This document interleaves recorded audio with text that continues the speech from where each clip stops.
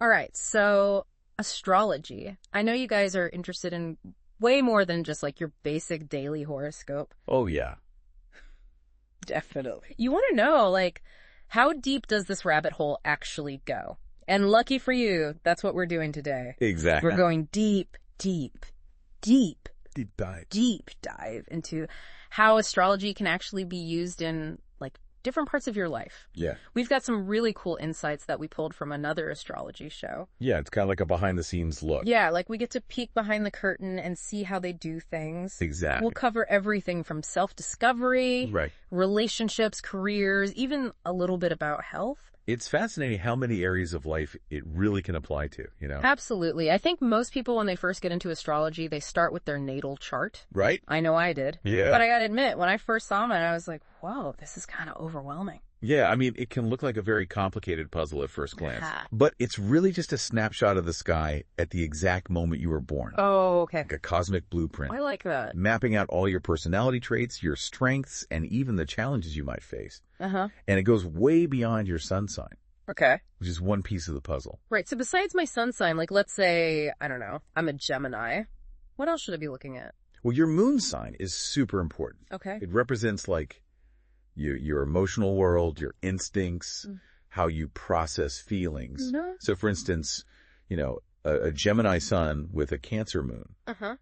might be very social and communicative like a typical Gemini, Right. but also deeply sensitive and nurturing because of that Cancer moon. That makes a lot of sense. I have a friend who's a Gemini sun, but she has a Scorpio moon.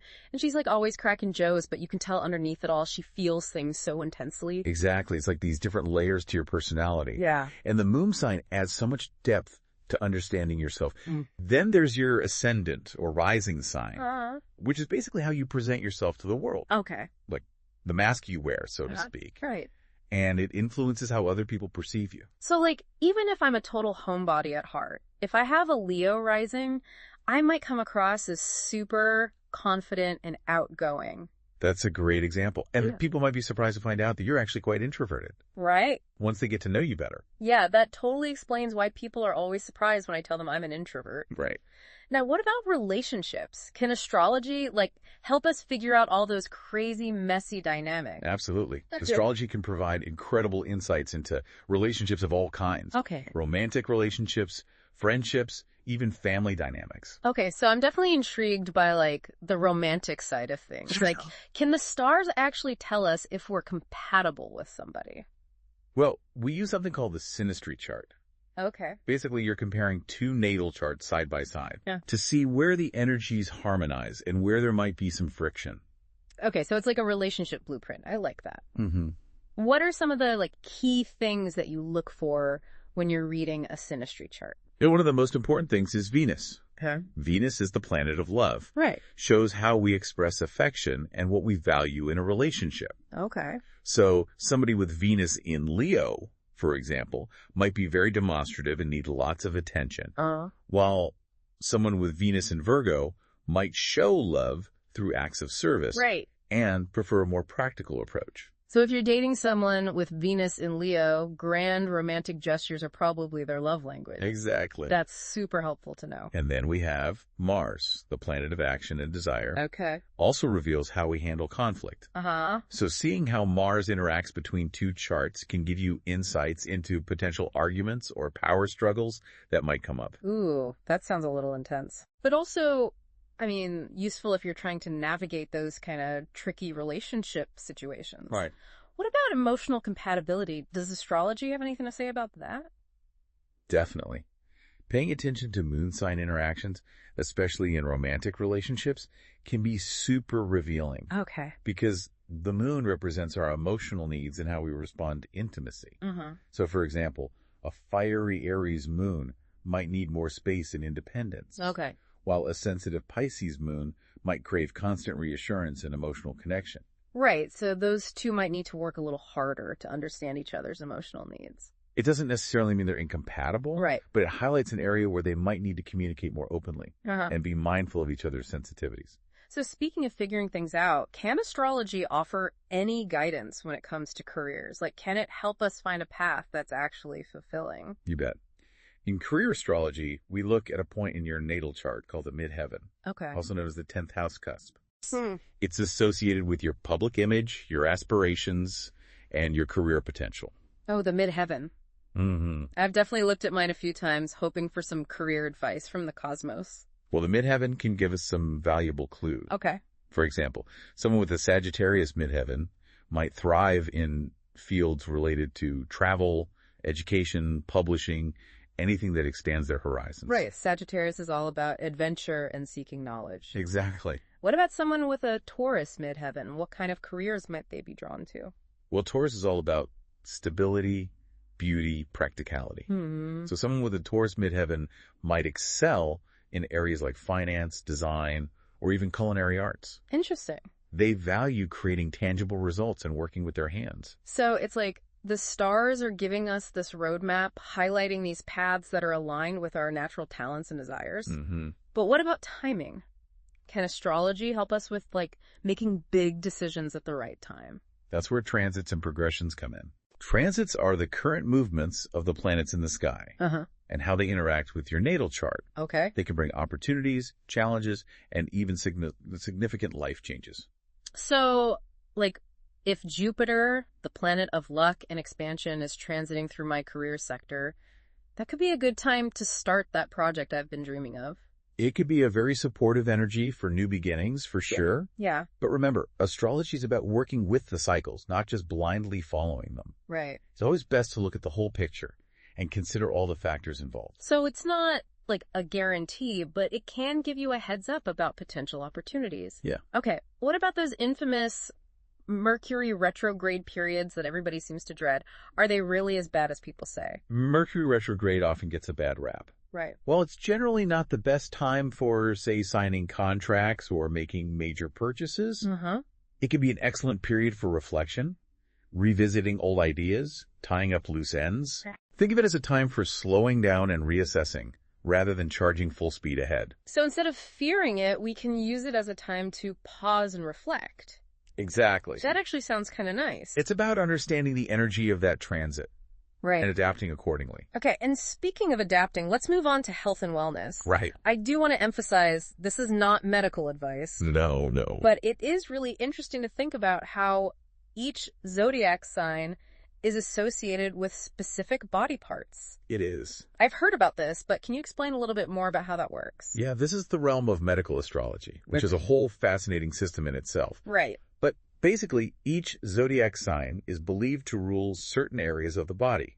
So, for instance, Aries, the sign of the ram, is associated with the head. Right. So someone with strong Aries placements in their chart might be prone to headaches, maybe even migraines. Okay. Especially during, say, a stressful Mars transit, since Mars rules Aries. Wow, that's really interesting. What about Virgo? I know they're known for being, like, super health conscious. Yeah, Virgo, the sign of health and meticulousness, is associated with the digestive system. So for those with prominent Virgo placements, paying attention to gut health and overall well-being becomes even more crucial. So it's not just about, like, accepting your fate. It's more about using astrology as this tool for self-awareness and actually being empowered to take care of yourself. Exactly. Okay, I'm definitely starting to see how all these pieces fit together. Now, let's venture into the more mystical side of astrology. Okay. Spiritual growth and synchronicity. Right. This is where things get really interesting. I'm into it. Yeah. I've always been fascinated by those seemingly random coincidences that feel like they're guiding us towards something bigger. Right. Like, is it actually just chance, or is there something more going on? Well, in astrology, those synchronicities are often seen as messages from the universe. Okay. These little nudges from the cosmos. When you start tuning into planetary movements and paying attention to your own energy, you might start to notice these meaningful coincidences more and more. Like seeing those repeating numbers, like 11.11 during a significant transit, that happens to me all the time. Yes. Or maybe you run into someone you were just thinking about. Right. Or you suddenly find a book that perfectly answers a question you've been pondering. Yeah. These synchronicities can be seen as signs that you're aligned with your soul's path. Okay. That you're on the right track. So instead of just dismissing them as random coincidences, we can actually view them as these little cosmic winks, guiding us towards our highest potential. I love that. Yeah. Okay, so this has been so enlightening. Mm-hmm. But where do we go from here? What's like the next step on this cosmic journey? Well, that's where you come in. Okay. Now that you've had this glimpse into the possibilities of astrology, what are you most curious to explore further in your own life? That is a really great question. Maybe we can all take a minute to think about that, and that's where we'll pick up next time. Sounds good. Welcome back to our deep dive, everyone. Yeah, we're back. Into the world of astrology. We've covered a lot of ground, haven't we? Yeah, we really have. From those natal charts and relationship dynamics to career paths and even how the stars can shed light on our well-being. It's really amazing to think about how astrology can connect to so many different parts of our lives. You know, as we continue exploring, I think it's important that we address one very common misconception about astrology. Oh, okay. I'm curious. See, a lot of people think astrology is all about predicting the future. Right. With absolute certainty, like some kind of fortune telling. Yeah, I've definitely heard that stereotype before. It's understandable. Yeah. But it's not the full picture. So it's not like you're going to open up somebody's chart and be like, on this date, you will meet the love of your life. No, not quite. Okay. It's more about understanding the energies and potentials that are present, like having a cosmic weather forecast. Ooh, I like that analogy. So just like we check the weather to see if we need an umbrella or sunscreen, right, we can consult astrology to gain insights into the energetic climate and kind of prepare accordingly. Okay, so like if I see a challenging transit coming up in my chart, it's not necessarily about freaking out. No. It's more about understanding what potential challenges might arise. Right. And what I can do to kind of navigate those challenges with more awareness. Exactly. Oh. It's about recognizing that we have free will. And the ability to make choices. Right. But also understanding that certain periods might be more favorable for certain activities than others. So maybe it's not the best time to start a new business during Mercury retrograde. Right. But it could be an ideal time to reflect on past projects or like really refine my plans. That's a great example. Okay. And that's what makes astrology so empowering. Right. It's not about feeling like I'm trapped by fate. No. It's more about using this knowledge to make more informed decisions. Exactly. Navigate life's ups and downs with a better understanding of what's going on cosmically. The cosmic energies at play. Yeah. Okay, this is really cool. As you delve deeper into astrology, you'll discover how much nuance and depth there really is. This conversation's already opened my eyes to that. Yeah. I feel like I have a whole new perspective. And this is really just the beginning. Oh, there's always more to learn, right? Absolutely. Astrology is vast and complex. Yeah. There's a lifetime of knowledge to explore. So, for someone who wants to go deeper, like on their own astrological journey, where would you recommend they start? Well, the first step is to get a copy of your natal chart. There are a lot of websites and apps that can generate those for you for free. There are. But make sure you use one that requires your accurate birth time. Yes, that's crucial for the accuracy of the chart. Okay, good to know. Once you have your natal chart, there are countless resources available. All right. From books, websites, online courses, even personalized consultations with professional astrologers. So it's really about finding what works best for you. Exactly. Experimenting and seeing, what resonates. And don't be afraid to ask questions. Right. And experiment with different approaches. Curiosity is key. Absolutely. And remember, there's no one right way to learn astrology. I like that. It's about finding what sparks your interest. And following that thread of curiosity. Okay. Now, as we move toward the conclusion of our deep dive, yes, I want to leave you with one final thought. Lay it on me. Okay. Astrology is not just about understanding yourself. It's also about understanding your place in the grand tapestry of the universe. Oh, that's beautiful. It's about recognizing the interconnectedness of everything, how we're all part of this cosmic dance. Yeah. And how astrology can help us tune in to the music. It's like we're all connected by these invisible threads of energy. Yeah. And astrology helps us see those connections. Exactly. Wow, those are really beautiful words to end on. You're welcome. Okay, so we're back for the final part of our astrological deep dive. Back for more. It's been so fun exploring how astrology can give us insights into, like, pretty much everything. Right. From our personalities and relationships to careers, even our health. It is fascinating how this ancient system can really connect to so many aspects of our modern lives. Totally. But, with all this talk about cosmic blueprints and planetary influences, there's this one big question that keeps coming up for me. Okay, what's up?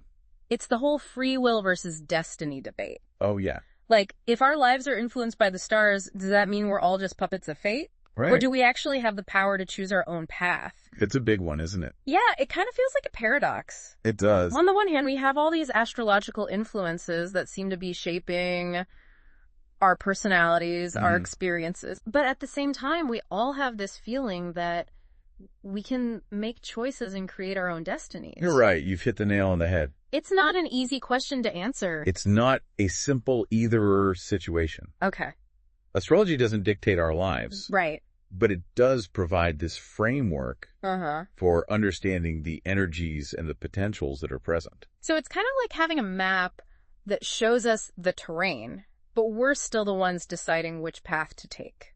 That's a great way to put it. Okay. The map can guide us, help us avoid those potential pitfalls. Right. But we ultimately have that free will to choose our own direction. Okay, that makes me feel a lot better. So it's not about predicting a set-in-stone future. Yeah. It's more about understanding, the currents that we're sailing in and adjusting our sails accordingly. Exactly.